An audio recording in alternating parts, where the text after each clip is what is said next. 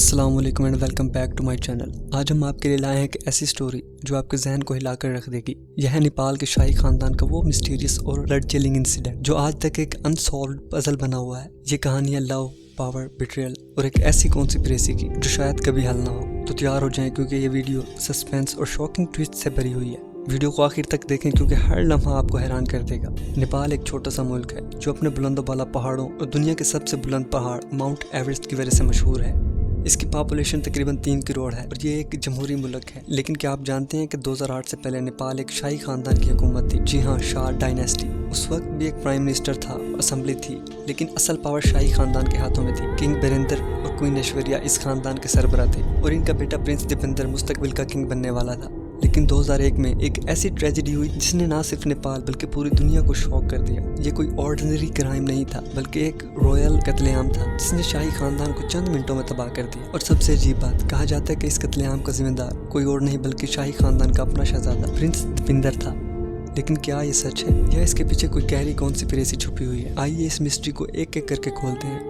ये 1 जून 2001 की रात थी। नेपाल के शाही महल, जहाँ सिक्योरिटी इतनी टाइट है कि कोई परिंदा भी पर नहीं मार सकता था। शाही खानदान के अफराद किंग बिरेंदर, क्वीन ऐश्वर्या और इनके बच्चे और दीगर रिश्तेदार अपने बिलियर्ड रूम में मौजूद थे। ये रूम शाही खानदान का फेवरेट स्पॉट था जहाँ वो अक्सर वक्त गुजारते थे। सब रिलैक्स्ड थे, आपस में हंसी मजाक और बातें हो रही थी। लेकिन कोई नहीं जानता था कि अगला लम्हा उन सब की जिंदगी को हमेशा के लिए बदल देगा। अचानक एक शख्स उस रूम में दाखिल हुआ। ये कोई और नहीं बल्कि प्रिंस दीपेंद्र था, किंग बिरेंदर और क्वीन ऐश्वर्या का सबसे बड़ा बेटा। उसने हाथों में 3 डेडली वेपन्स पकड़े हुए थे, एक सब मशीन गन, एक ग्लॉक पिस्टल और एक M16 राइफल। उसने नेपाल आर्मी का यूनिफॉर्म पहना हुआ था और इसका चेहरा अजीब तरह से सीरियस था। फिर बगैर किसी वार्निंग के उसने अपनी ही फैमिली पर फायरिंग शुरू कर दी। सबसे पहले उसने अपने बाप किंग बिरेंदर को निशाना बनाया। गोलियां उनके सीने और गर्दन पर लगी और नेपाल का किंग वहीं ढेर हो गया। शाही खानदान के अफराद अपनी जान बचाने के लिए इधर उधर भागे, लेकिन प्रिंस दीपेंद्र ने रुकने का नाम नहीं लिया। उसने अपनी माँ क्वीन ऐश्वर्या पर गोलियां चलाई, जो इसकी माँ होने के साथ साथ नेपाल की मलका भी थी। वो भी मौके पर जान से चली गई। उसके बाद उसने अपनी बहन भाइयों और दीगर रिश्तेदारों पर फायरिंग की। शाही खानदान के 7 अफराद उसी रात कत्ल हो गए और कई दीगर जख्मी हुए। लेकिन यहाँ कहानी और भी डार्क हो जाती है। प्रिंस दीपेंद्र ने आखिर में अपने ही सर पर गोली मार ली। वो 3 दिन तक कोमा में रहा और फिर उसकी मौत हो गई। एक लम्हे के लिए सोचें, एक शहजादा जो मुस्तकबिल का किंग बनने वाला था, उसने अपनी पूरी फैमिली को ख़त्म कर दिया और फिर खुद को भी मार डाला। ये कोई ऑर्डिनरी क्राइम नहीं था, ये एक मिस्ट्री है जो आज तक हल नहीं हुई। ये कहानी इतनी सादा नहीं जितनी नजर आती है। सवाल यह है कि प्रिंस दीपेंद्र ने अपनी फैमिली को क्यों कत्ल किया? क्या वाकई उसने ये सब किया या उसे सिर्फ एक स्केप गोट बनाया गया था? इस वाक़े ने नेपाल के लोगों के जहनों में सवालात का तूफान उठा दिया, क्योंकि ये कोई छोटा मोटा इंसिडेंट नहीं था। ये एक रॉयल कत्लेआम था जो पूरी दुनिया के लिए एक शौक था। कई थ्योरीज हैं, लेकिन सच क्या है? क्या ये मोहब्बत की कुर्बानी थी, सियासी साजिश थी या फिर पावर की जंग थी? आइए इन सब थ्योरीज को एक एक करके देखते हैं। सबसे मशहूर थ्योरी एक लव स्टोरी से जुड़ी हुई है। कहा जाता है कि प्रिंस दीपेंद्र एक लड़की से बेपनाह मोहब्बत करता था जिसका नाम था दिव्यानी रानी। दिव्यानी हिंदुस्तान के एक बासर और रिच खानदान से ताल्लुक़ रखती थी, जो कि ग्वालियर के साबका शाही फैमिली का हिस्सा था। उसका खानदान न सिर्फ अमीर था बल्कि पॉलिटिकली भी बहुत पावरफुल था। प्रिंस दीपेंद्र और दिव्यानी की मुलाकात यूके के मशहूर ईटन कॉलेज में हुई, जहां वो दोनों पढ़ रहे थे। उनकी दोस्ती जल्दी गहरी मोहब्बत में बदल गई और दोनों ने शादी करने का फैसला किया। लेकिन यहाँ एक बड़ा ट्विस्ट आता है। प्रिंस दीपेंद्र की माँ क्वीन ऐश्वर्या इस शादी के सख्त खिलाफ थी। उनका कहना था कि दिव्यानी का खानदान हालांकि रिच था लेकिन स्टेटस में शाही खानदान से कम था। कुछ लोगों का ये भी मानना था कि क्वीन ऐश्वर्या को डर था कि इस शादी से इंडिया का नेपाल पर पॉलिटिकली इन्फ्लुएंस बढ़ जाएगा, क्योंकि नेपाल और इंडिया के ताल्लुकात हमेशा से सेंसिटिव रहे हैं। इस बात पर प्रिंस दीपेंद्र और इसके वालिदैन के दरमियान अक्सर झगड़े हुआ करते थे। कहा जाता है कि प्रिंस दीपेंद्र इस रिजेक्शन से बहुत हर्ट हुआ था। वो डिप्रेशन में चला गया था और इस रात वो शदीद नशे में था।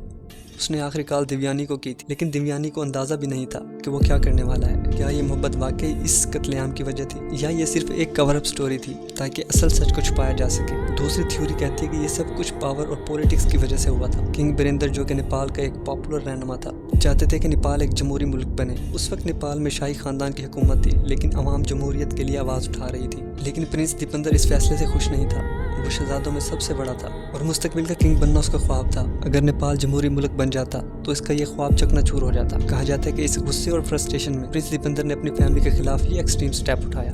लेकिन ये थ्योरी भी पूरी तरह से कन्विंसिंग नहीं है, क्योंकि प्रिंस दीपेंद्र एक पढ़ा लिखा और सेंसिबल शहजादा था। क्या वो वाकई अपनी पूरी फैमिली को सिर्फ इसलिए ख़त्म कर देगा या इसके पीछे कोई और राज है? अब आते हैं सबसे मिस्टीरियस और शॉकिंग थ्योरी की तरफ। कुछ लोग मानते हैं कि प्रिंस दीपेंद्र ने अपनी फैमिली को कत्ल नहीं किया था, बल्कि उसे एक बड़ी कॉन्स्पिरेसी का हिस्सा बनाकर ट्रैप किया गया था। उस रात शाही महल में किंग बीरेंद्र का बड़ा भाई ज्ञानेंद्र मौजूद नहीं था, लेकिन उसकी बीवी कोमल और उसका बेटा पारस और बेटी परन मौजूद थी। अजीब बात यह है कि इस कत्लेआम में ज्ञानेंद्र की फैमिली को कोई खास नुकसान नहीं पहुंचा।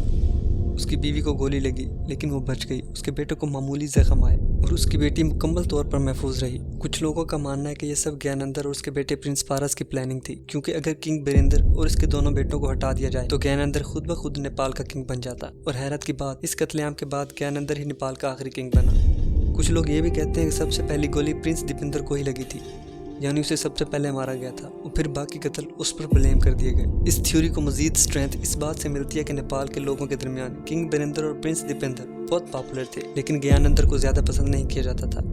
क्या ये वाकई वेल प्लान्ड कॉन्स्पिरेसी थी ताकि ज्ञानेंद्र तख्त पर बैठ सके, या ये सिर्फ एक कोइंसिडेंस था? ये राज आज तक राज ही है। इस वाकये के बाद नेपाल में एक इन्वेस्टिगेशन कमेटी बनी, जिसकी सरबराही नेपाल के चीफ जस्टिस और असेंबली के स्पीकर ने की। उन्होंने शाही महल के 100 से ज्यादा स्टाफ के इंटरव्यूज लिए जो उस रात महल में मौजूद थे। उनकी रिपोर्ट के मुताबिक प्रिंस दीपेंद्र इस कत्लेआम का जिम्मेदार था, लेकिन नेपाल के लोगों को ये रिपोर्ट कभी मुकम्मल तौर पर एक्सेप्टेबल नहीं लगी, क्योंकि शाही खानदान के स्टाफ ने यह भी कहा था कि प्रिंस पारस ने उस रात 3 लोगों की जान बचाई थी, जिनमें 2 बच्चे भी शामिल थे। तो क्या ये सब एक कवर अप था या वाकई प्रिंस दीपेंद्र ने सब किया था? इस वाकये ने शाही खानदान को कमजोर कर दिया। 2006 में नेपाल में जमहूरियत के लिए बड़े पैमाने पर प्रोटेस्ट शुरू हुए और 2008 में शदीद दबाव के बाद ज्ञानेंद्र को तख्त छोड़ना पड़ा। उसके साथ ही नेपाल में शाही दौर खत्म हो गया और ये एक जमहूरी मुल्क बन गया। ये कहानी आज भी एक मिस्ट्री है। क्या प्रिंस दीपेंद्र वाकई कातिल था? क्या उसकी मोहब्बत ने उसे इतना एक्सट्रीम स्टेप लेने पर मजबूर किया, या फिर ये पावर की जंग थी जिसमें प्रिंस दीपेंद्र को कुर्बानी का बकरा बनाया गया?